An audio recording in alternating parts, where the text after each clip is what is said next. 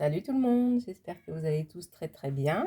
Donc on y va pour le petit tirage du jour. Nous sommes donc mardi.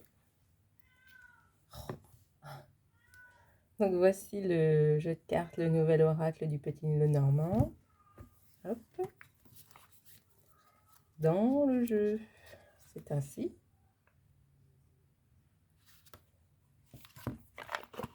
Les cartes, elles sont comme ça.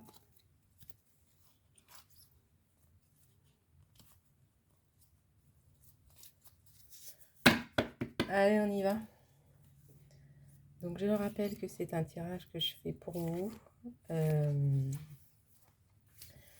non pas pour moi, qu'il vous suffit pour cela donc de penser à une question. Ensuite de choisir une carte entre 1 et 3. Et nous lirons ensemble le résultat de chaque carte. Vous êtes prêts? Allez, on y va.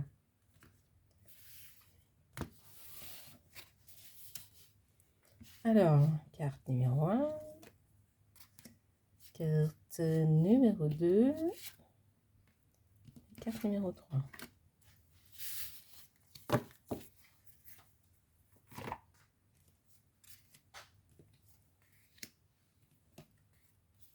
Vous êtes prêts? Vous avez choisi votre carte, vous avez posé votre petite question. On y va? Allez, carte numéro 1, le chien. Hop.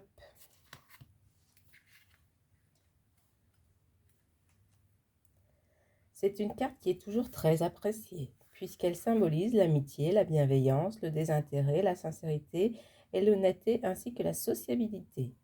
Lorsqu'elle apparaît dans un tirage, elle signale que le consultant est bien entouré et qu'il peut compter sur ses amis. Lors d'une question sentimentale, cette lame représente le compagnon loyal et fidèle, le partenaire qui saura toujours être là.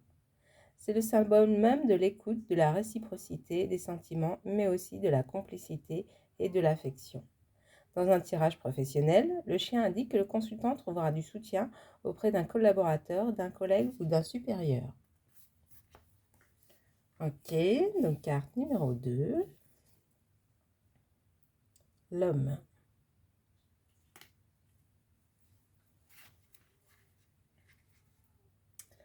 Cette carte est souvent la représentation imagée du consultant dans un tirage lorsqu'il s'agit d'un homme. La réduire à cette utilisation est toutefois dommage.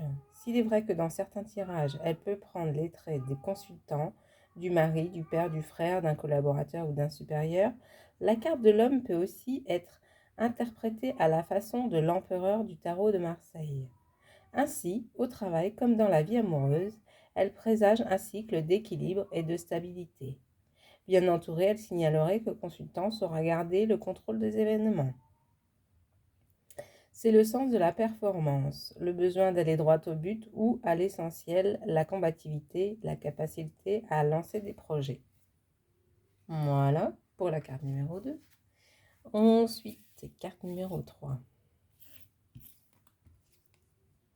L'étoile. Vous avez vu, on n'avait que du cœur ce matin. Cœur, cœur, cœur. Donc là, on a 18, 28, 16.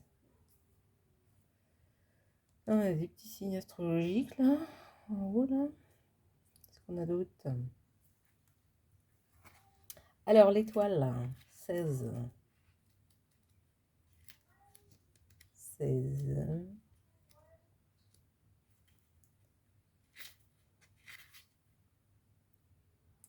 Dans bien des oracles, ou encore comme dans le tarot de Marseille, cette carte est celle de l'espoir, de la satisfaction, de la foi, de l'intuition et de la clairvoyance.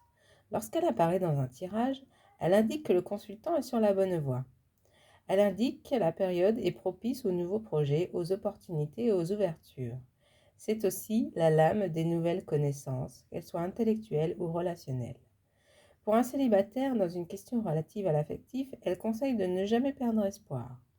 Pour une interrogation en lien avec le couple, elle représente la communication et l'écoute. Elle présage des événements positifs à venir. Bon, bah, ce jeu, il était mignon, hein, ça allait. C'était peut-être la 3, la mieux. Les autres, c'est un peu des cartes stables, quoi. Ça ne veut pas vraiment répondre une question, je pense pas. J'en sais rien. Bah, vous avez qu'à me dire en commentaire ce que vous en pensez.